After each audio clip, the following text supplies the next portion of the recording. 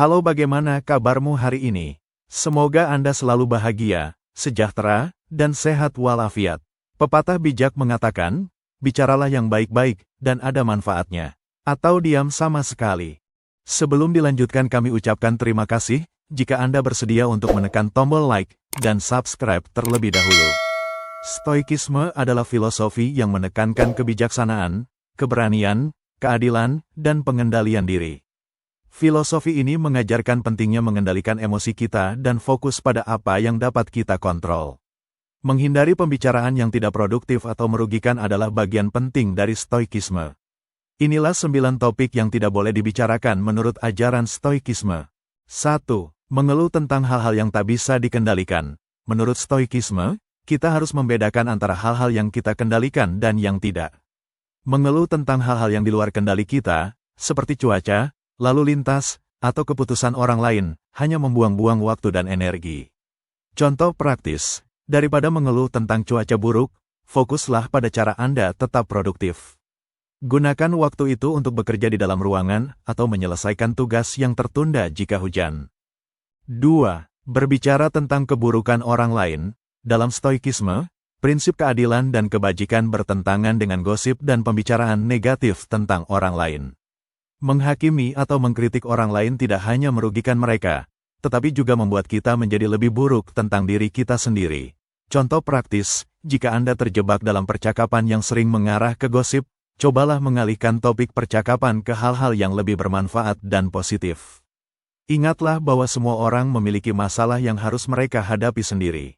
3. Pembicaraan yang menunjukkan ketidakpuasan dengan kehidupan. Menurut stoikisme, kita harus menerima dan menikmati apa yang kita miliki. Mengeluh tentang kehidupan atau membandingkan diri dengan orang lain dapat menyebabkan ketidakpuasan dan menimbulkan iri hati. Contoh praktis, cobalah bersyukur atas apa yang Anda miliki daripada membandingkan diri Anda dengan orang lain.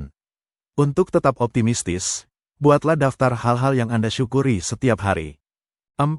Diskusi tentang hal-hal yang sederhana dan tidak penting.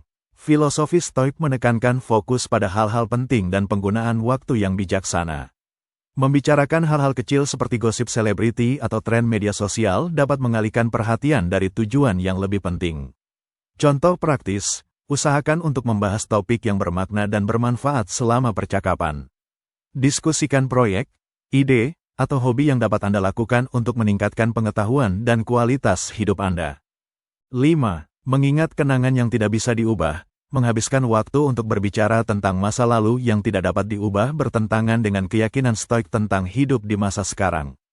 Berkonsentrasi pada mengingat dan merenungkan kesalahan atau kesalahan masa lalu hanya akan menambah beban emosional Anda. Contoh praktis, setiap kali tergoda untuk mengingat masa lalu, ingatkan diri Anda untuk kembali ke saat ini dan rencanakan masa depan. Fokuslah pada pelajaran yang bisa Anda ambil dari masa lalu dan bagaimana Anda bisa menerapkannya untuk meningkatkan masa depan.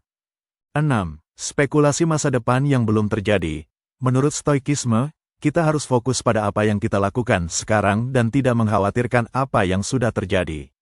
Berpikir tentang masa depan dapat menyebabkan ketakutan yang tidak perlu. Contoh praktis, saat Anda berpikir tentang masa depan, tarik napas dalam-dalam dan alihkan perhatian Anda pada pekerjaan yang sedang Anda lakukan.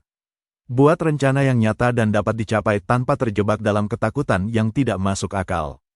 7. Percakapan yang menimbulkan kebencian dan dendam. Berbicara tentang kebencian atau dendam hanya akan memperburuk emosi negatif dan merusak hubungan antar pribadi, dan ini bertentangan dengan prinsip stoik untuk menjaga kedamaian batin. Contoh praktis, jika Anda marah atau dendam, cobalah untuk memahami pendapat orang lain dan menemukan solusi yang damai. Meditasi atau refleksi diri juga bisa membantu meredakan perasaan negatif. 8. Menyalahkan kegagalan pribadi Anda pada orang lain. Menurut stoikisme, kita harus bertanggung jawab atas tindakan dan perasaan kita sendiri. Menyalahkan orang lain atas kesalahan kita adalah cara untuk menghindari tanggung jawab dan tidak produktif. Contoh praktis, setiap kali Anda merasa ingin menyalahkan orang lain, pikirkan apa yang bisa Anda pelajari dari situasi tersebut. Fokuskan pada apa yang dapat Anda lakukan untuk memperbaiki atau menghindari masalah di masa depan. 9. Diskusi khusus tentang materialisme. Menurut stoikisme, kebahagiaan berasal dari dalam, bukan pencapaian material atau harta benda. Jika terlalu banyak berbicara tentang kekayaan, status sosial, atau barang mewah, hal itu dapat mengalihkan perhatian dari kebajikan dan kebijaksanaan. Contoh praktis, beralih dari pembicaraan mengenai materialisme ke topik-topik yang lebih penting seperti pengembangan diri, kontribusi kepada masyarakat, atau pencapaian tujuan hidup yang benar. Kesimpulan, bagian dari penerapan ajaran stoikisme dalam kehidupan sehari-hari adalah menghindari topik pembicaraan yang tidak produktif atau merugikan.